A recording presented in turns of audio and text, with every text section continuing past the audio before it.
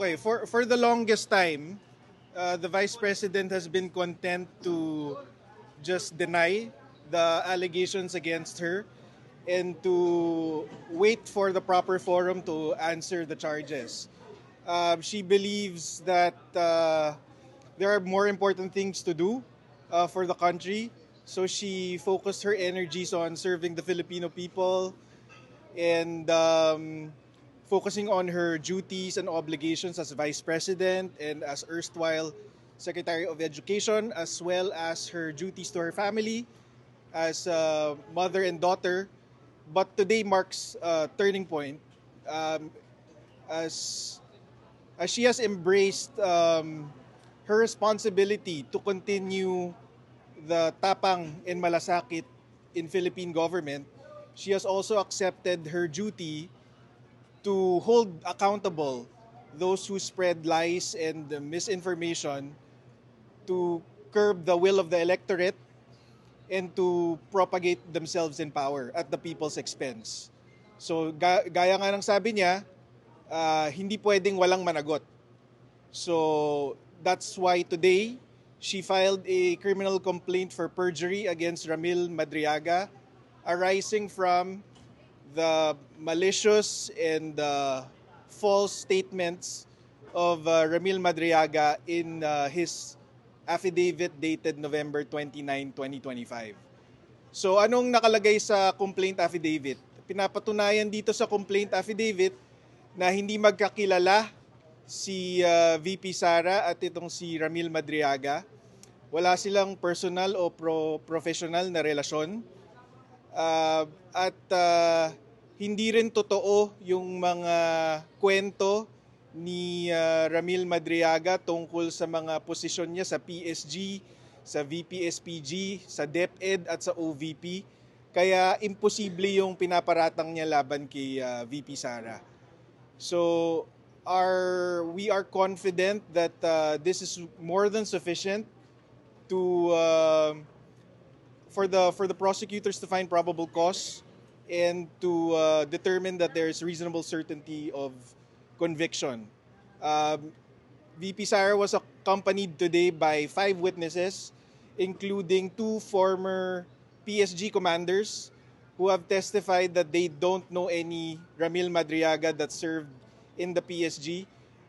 She also with her today was Colonel Raymond Lachica, the former commander of the VP-SPG, the Vice Presidential Security and Protection Group. Also with her was Lieutenant Colonel Dennis Nolasco, who was the security officer for the DepEd, as well as the deputy group commander for the VP-SPG. Also here with us as a witness is Attorney Reynold Monsayak, former OVP spokesperson, and Miss Ana Magnaye, an events organizer based in Davao City. Apart from those 2, we also have as additional witnesses former PSG Commander Major General Jose Niembra, as well as Assistant Special Prosecutor Ryan Kilala.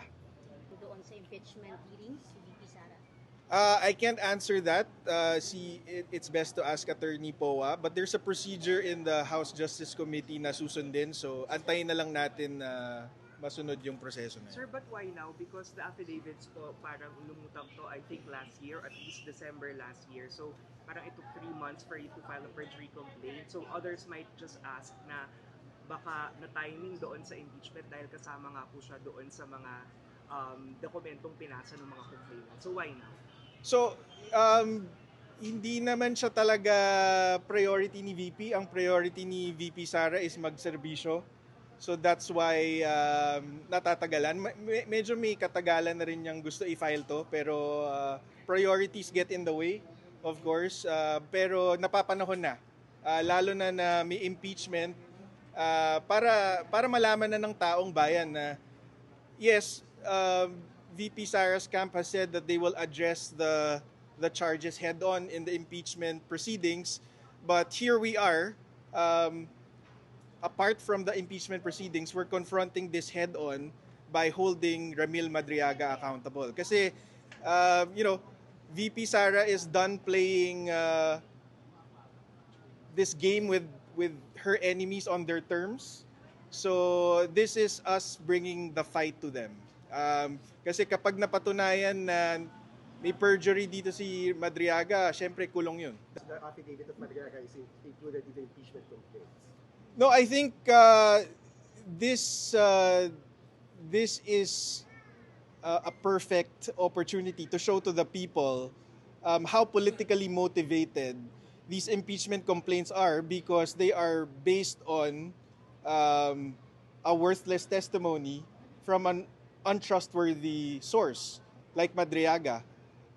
It shows that the complainants and those pushing for the impeachment did not fact check or did a background check on Madriaga and his claims, and that's why they claim that his testimony is the smoking gun, quote unquote, for the impeachment against VP Sara. So yun ang pinapatunayan nun.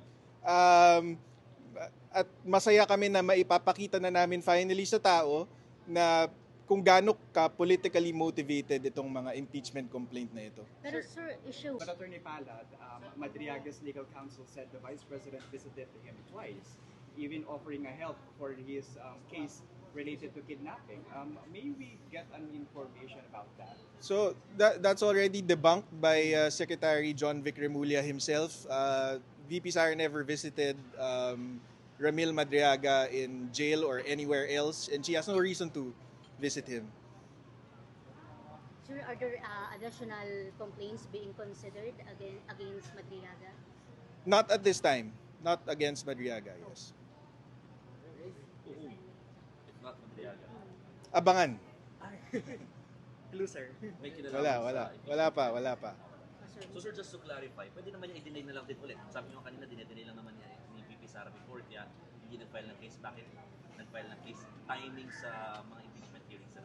Kasi noon kasi ang paniniwala niya, katulad din ng paniniwala ni Pangulong Duterte noon na karapatan ng tao na mag-file ng kaso.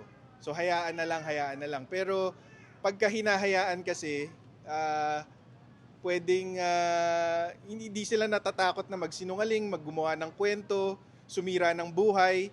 Ngayon, dinidikit nila ngayon sa impeachment, ang kahulugan nun or ang possible consequence nun is, for example, subvert yung will of the people.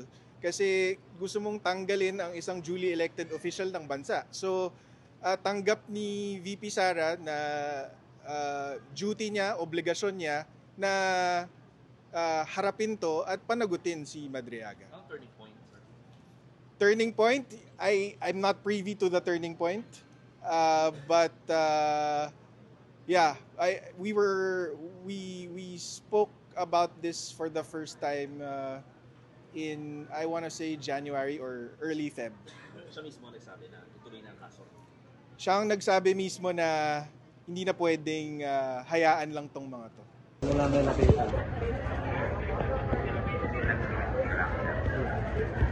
Sorry ba? Likely na post-taking sa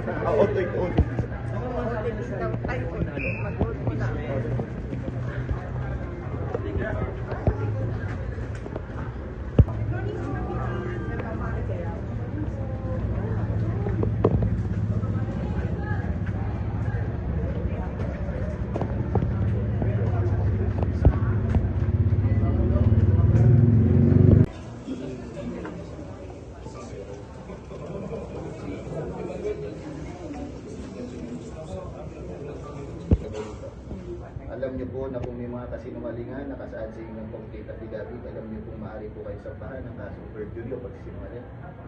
Okay na po.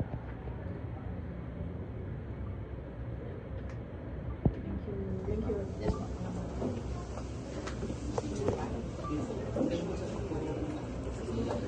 Okay na po. Baba na po. Okay, sir. Ma'am, sir, ma'am. Salam po. May interview lang. Kahit ano lang po, mabilis lang. Para ano lang, mabilis lang po na Ano lang pong ano ma'am, bakit ngayon lang kinigsampa ng kaso ng perjury? Sagot ako dyan. Sige, pero Vice, ano pong ano nyo, reaction na sa mga sa impeachment sa House hearing po ngayon ma'am? Monitor po ba kayo na?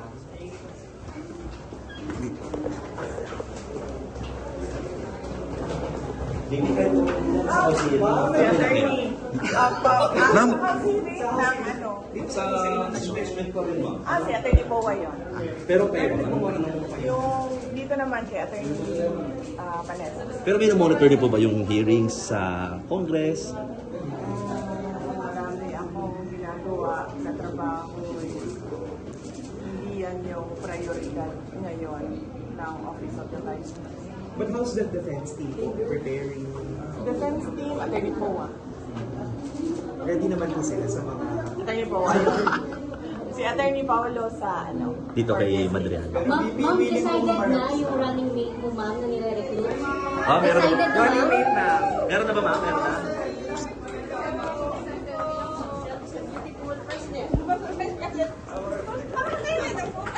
Para magawa sila lahat, ma'am.